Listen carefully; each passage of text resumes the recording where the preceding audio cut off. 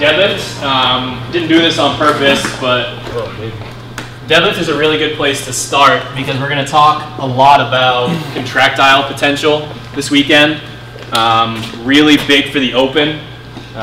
Anybody who's watched Gabe work out, he goes unbroken and it's not fair and whatever. It's physically easier for him to go unbroken. Okay, so just really quickly, contractile potential. You're not good. Load. You're going to lift 80% of your 1 rep max back squat. You can either take it from the rack, go down and up, or you can go to the bottom of a squat and I can set it on your back, and then you can try to stand up out of the hole. Which one are you going to choose? Take it out of the rack, right? Yeah. So contractile potential, basically if we're talking about like the stretch shorten cycle, it's that we have some elasticity in our muscles and our tendons. You pull a rubber band, elasticity, you have potential energy, you let it go, so when it shortens, you're releasing that potential energy.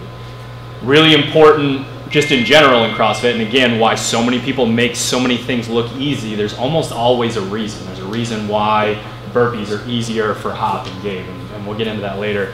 But there's also a reason why, who here's done the deadlift program that we just did? Almost everybody in here, right? Between affiliate and doing the website.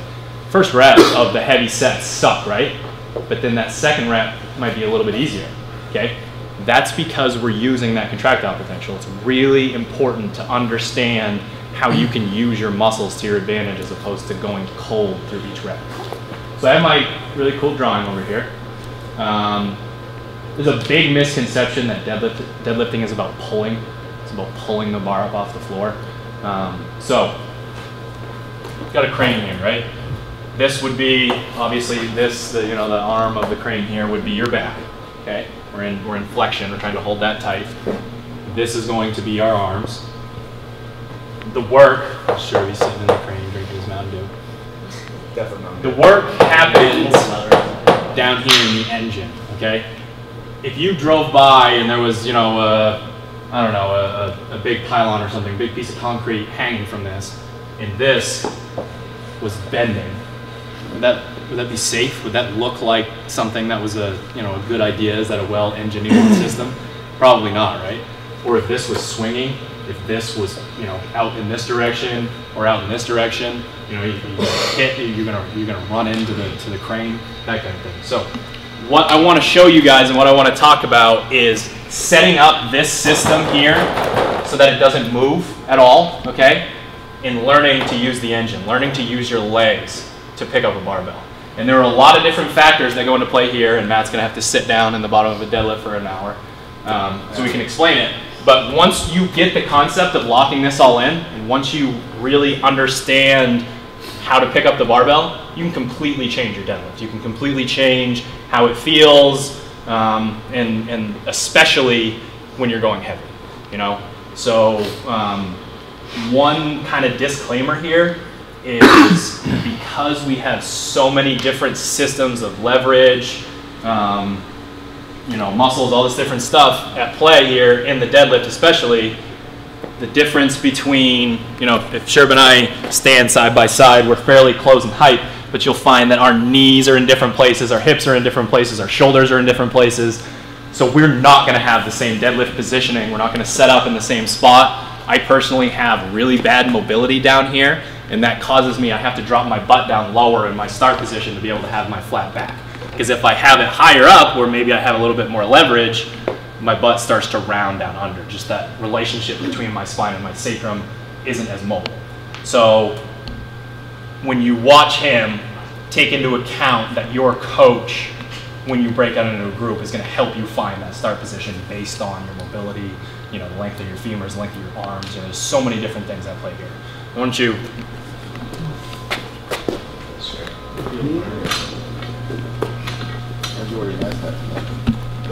This is my nice hat. Okay. So we're going to go ahead and start from the bottom and kind of work our way up. And if you get tired, you can just go ahead and stand up and on your own.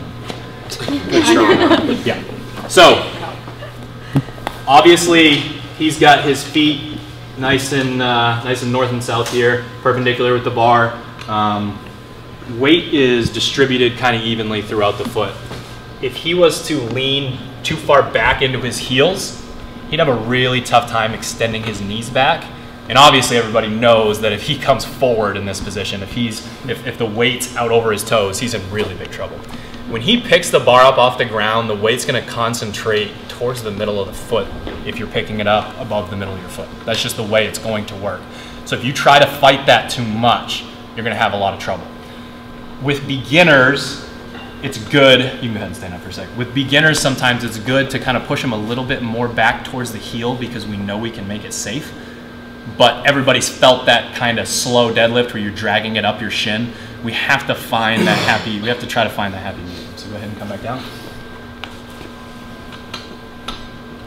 Grip. Grip is super important in this because like I said, we have to try to set that system up so that nothing moves, okay? This system here has to stay intact.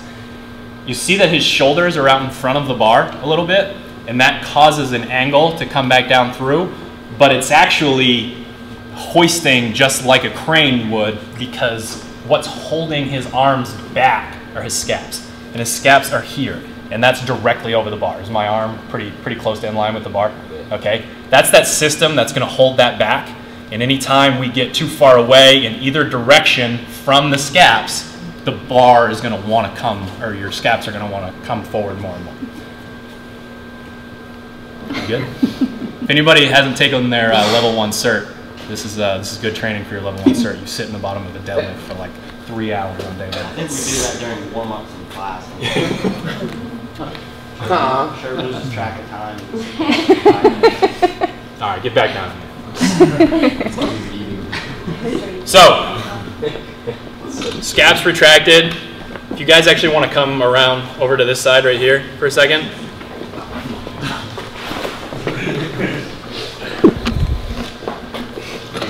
Yeah, sure. It hurts. Scaps here, okay? Big misconception that all we're doing is flexing the muscles, the subscap is this stuff that's right here. His lats go from here, they spread across, they go down the middle of the back, okay? Super strong, they cover part of that subscap. And what's really good about them is to use your lats or your traps. You basically just have to kind of tighten up in that position. So it's really important to understand that I'm not just trying to go into extension in this position. Our back needs to be in flexion the whole time. All of this stuff needs to be supported in that nice straight line. Back down into it. Really good support system here with the lats. What the lats are gonna do, and the lats again are just this meat down here, but they're big, okay? So they're going all the way down the rib cage or on the back here. Those are gonna allow us to try to keep the bar close, okay? So as I'm going to pick it up, the more I can engage my lats, the easier it's gonna be for me to have that bar path that I want, okay?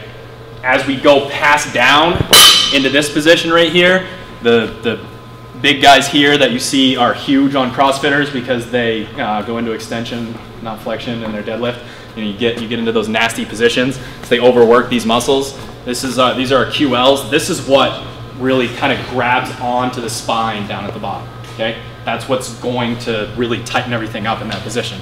It's also what's going to spasm if you do it wrong. Everyone's been there when those tighten up. Your nervous system's just telling your body you're about to snap your spine in half, so it's time to hold on, basically. Go ahead and get back down there.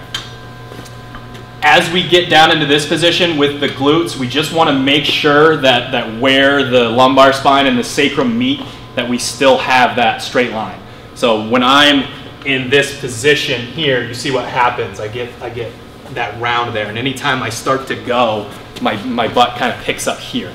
So you see that hinge point when I deadlift if I don't drop my butt down into that position. So this whole system here, QL's got to be on, lat's got to be on to keep the bar close. This position right here is super important. Let's say this part of his spine goes, it's going, as the lift happens, it's going to round on his way up, okay? If he goes back down into the bottom and he loses his scaps, okay? He comes into this position, the same thing's going to happen on the way down, okay? So that rounding is going to eventually happen depending on how much weight that you have on the bar. And even just a little bit of, you know, kind of nasty like internal rotation and any of that stuff, with a light weight, it's not going to show itself as much, but if you're not engaged, you will deal with it just the next day instead of, you know, right then. So that's the system we're trying to set up in that position. So if he goes down to the bottom here, as a coach, my cue would be, with a lightweight deadlift, not so much, but my cue would be, he's gonna make sure that he's got tension in the bar, so he's actually gonna pick his chest up a little bit, he's taking the slack out of the bar. Now I want him to push his feet into the ground and stand up, okay? If that system is set, if we've locked everything in place, if everything's tight, you know what I mean? If you take that belly breath and really lock in here and up top, it's about your legs, okay? And our legs are really strong. You know, it's really good. As he's standing up here, you should go just do your first pull. As he's gotten into this position right here, he's really passed the weight from some of the muscles on the front side back here. You know, this is the really strong stuff. Once we're here, we're really supported really well, and he actually has 2 lever systems that work. So we've got one here, and we've got one here. So all he needs to do is push his hips through and make sure that his shoulders rise, okay? One of the biggest issues with deadlifters, can you go down to the low hang and then let your knees kind of track forward, and we get into that position, and then you have to do basically a squat. Exactly what it looks like. Too. Yep, well, once we pass that weight back forward, none of this stuff is engaged anymore. Okay? Once we get to that front half, our body knows, okay, I'm using anterior muscles, I got to go back here. And then we get to do a nice quad squat with hopefully a lightweight in our hands, but sometimes not, right? Does that make sense to everybody? Your coach in your group is going to go over, your deadlift more with you in detail. But the point that I wanted to hammer home was locking this system in place before you deadlift, okay? And then if it's really heavy, taking the bend out of the bar so that you can really drive your feet into the ground and come back up.